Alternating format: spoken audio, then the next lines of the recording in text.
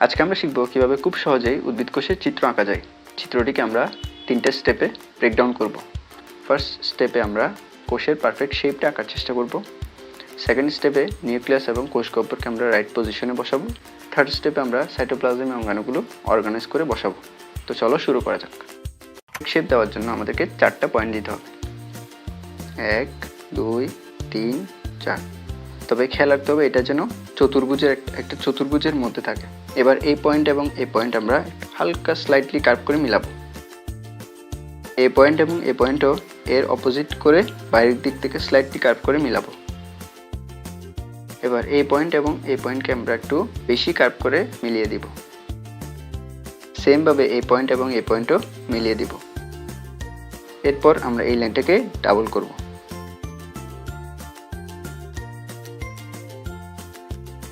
এবার 4টা সমান চিহ্ন দেব। এখানে 2টা, অপোজিটে 2টা, নিচে 2টা, অপোজিট প্রান্তে একটু স্লাইটলি বামে 2টা। এরপর কিছু ত্রিভুজ দেব। এখানে একটা, এই পয়েন্টে একটা, এখানে 2টো, এখানে একটি। এই যে সমান চিহ্নগুলো দিলাম, এই লাইনের সমান্তরালে আমরা নিচের দিকে আসবো এবং ত্রিভুজের যে বাহুটা রয়েছে সেটার সমান্তরালে মিলিয়ে দিব। এই লাইনটাকেও সেম আগের মতো করে দিয়ে দিব। এভাবে সবগুলো কমপ্লিট করে নেব। স্টেপ 2, নিউক্লিয়াস এবং কোষ গহ্বরকে পারফেক্ট পজিশনে বসানোর জন্য আমরা এই সারফেসটাকে 4টা ভাগে ভাগ করে নেব। প্রথম এবং দ্বিতীয় ভাগের মাঝখানে আমরা নিউক্লিয়াসটাকে আঁকবো। এমনভাবে আঁকতে হবে যাতে এই লাইনটা নিউক্লিয়াসকে 2 ভাগে ভাগ করে।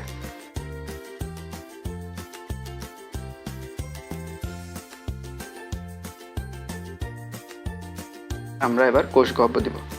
কোষ গহ্বরকে পারফেক্ট পজিশনে বসানোর জন্য এই ভাগের মাঝখানে একটা পয়েন্ট দিব এবং এই ভাগের মাঝখানে একটা পয়েন্ট দিব। এরপর যে জায়গাটিতে এই লাইন দুটো ছেদ করেছে সেখানে একটা পয়েন্ট দিব। এই পয়েন্ট এবং এই পয়েন্ট আমরা বক্ররেখা করে মিলাবো। এই পয়েন্ট এবং এই পয়েন্টও বাঁকা করে মিলাবো। এরপর এই লাইনটার মাঝখানে একটি পয়েন্ট দিব। এরপর এই পয়েন্টের সাথে আমরা মিলাবো একটু বাঁকা করে। এরপর এই পাশের সাথেও মিলিয়ে দেব। তবে উপরের পার্টটা একটু চিকন হবে, নিচের পার্টটা একটু মোটা হবে। থার্ড স্টেপ, পারফেক্ট সাইটোপ্লাজমীয় অঙ্গাণু। এই জায়গাগুলো যেহেতু খালি রয়ে গেছে, এখানে আমরা মাইটোকন্ড্রিয়া, গোলজি বস্তু, এন্ডোপ্লাজমিক রেটিকুলাম, প্লাস্টিড, হাবিজাবি যা আছে সবগুলো দিয়ে ভরাট করে দেব। তাহলে প্রথমেই আমরা এন্ডোপ্লাজমিক রেটিকুলামটা নিউক্লিয়াসের সাথে দিয়ে দিই। এন্ডোপ্লাজমিক রেটিকুলাম দেওয়ার পর আমরা এই জায়গাটিতে গোলজি বস্তু দেব।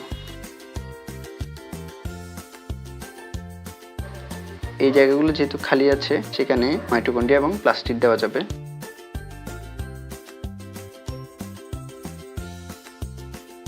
মাইটোকন্ড্রিয়া আঁকা শেষে এরপর আমরা এখানে এই জায়গাটিতে একটা প্লাস্টিড আঁকবো। এরপর এই জায়গাটিতে আমরা মসৃণ এন্ডোপ্লাজমিক রেটিকুলাম আঁকবো।